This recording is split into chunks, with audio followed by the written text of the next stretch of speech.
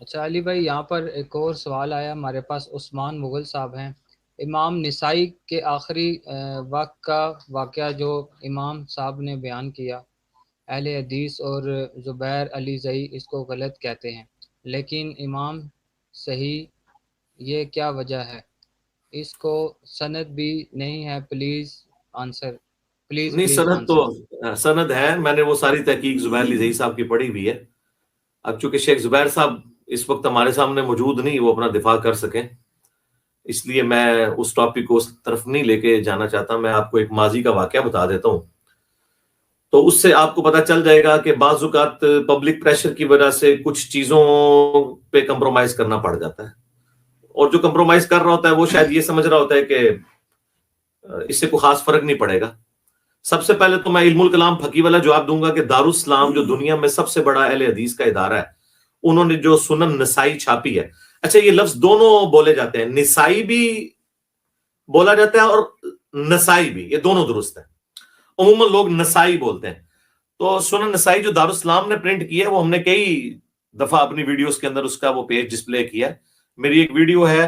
حضرت معاویہ رضی اللہ تعالیٰ عنہ سے متعلق 15 ائمہ اہل سنت کی رائے،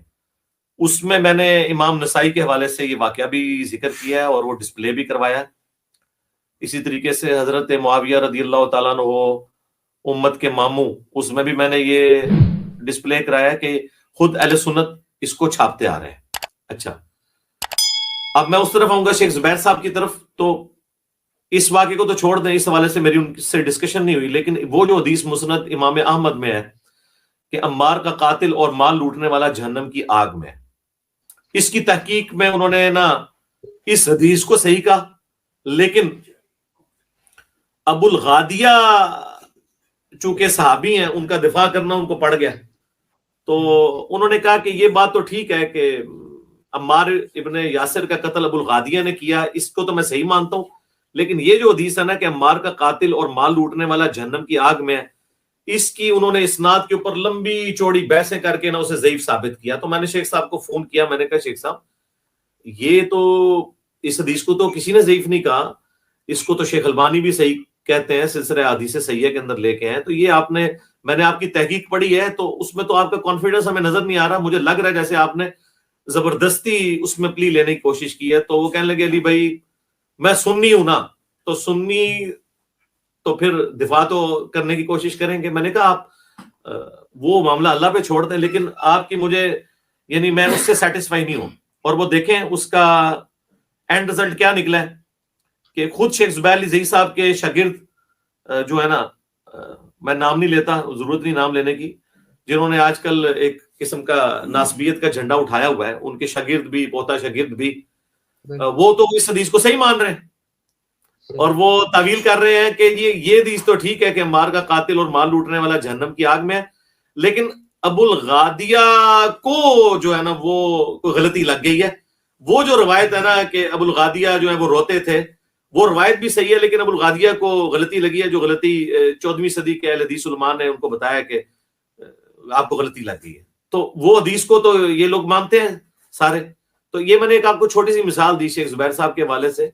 تو میں نے ان کو جب کہا، میں نے کہا جی میں تو سیٹسفائی نہیں ہوں آپ کی تحقیق سے، اور نہ میں ہوا اور نہ ان کے شاگرد جن کی خواہش تھی کہ اس کو ضعیف ثابت کریں، انہوں نے بھی مانا کہ نہیں یہ حدیث تو صحیح ہے۔ امام نسائی کے حوالے سے اتنا تو یہ سارے مانتے ہیں کہ امام نسائی کی جو اوریجنل کتاب ہے وہ سنن نسائی الکبریٰ ہے، جس کا ایک چیپٹر خصائص علی بھی ہے، اسی کا ایک چیپٹر وفات النبی بھی ہے، اسی کا ایک چیپٹر عمل الیوم واللیلہ بھی ہے۔ تو یہ خصائص علی امام نسائی نے کیوں لکھی، اس کے پیچھے وجوہات تھیں۔ اسی کا ایک چیپٹر فضائل صحابہ بھی ہے، وہ بعد میں انہوں نے لکھی۔ خصائص علی، حضرت علی کے خصائص ان کو کیوں لکھنے پڑے، اس کی ریزن تھی کہ وہ جب شام گئے تو انہوں نے دیکھا کہ لوگ حضرت علی کے بارے میں بغض رکھتے ہیں، ان کے بارے میں بری باتیں کرتے ہیں، چونکہ شام میں آپ سمجھے نا کہ وہ حکومت رہی نا ان کے پاس، شامیوں کی حکومت تھی، تو انہوں نے وہاں پہ یہ آبزرو کیا ان چیزوں کو، تو اس کے اثرات باقی تھے، تو انہوں نے پھر خصائص علی کتاب لکھی، جس میں حضرت علی کے فضائل کے اوپر انہوں نے آلموسٹ 194 روایتیں ہیں۔ تو یہاں تک تو یہ بھی مانتے ہیں کہ یہ کسی خاص، پھر ان کے اوپر رافضیت کا جب الزام لگا تو پھر انہوں نے فضائل صحابہ بھی لکھی، تاکہ بتائیں کہ بھئی میں تو حضرت ابوبکر، عمر، عثمان کو ماننے والا ہوں۔ اور باقی رہ گیا واقعہ ان کی شہادت کا، تو تمام محدثین اسے نقل کرتے آئے ہیں، جتنے بڑے بڑے محدثین ہیں، جو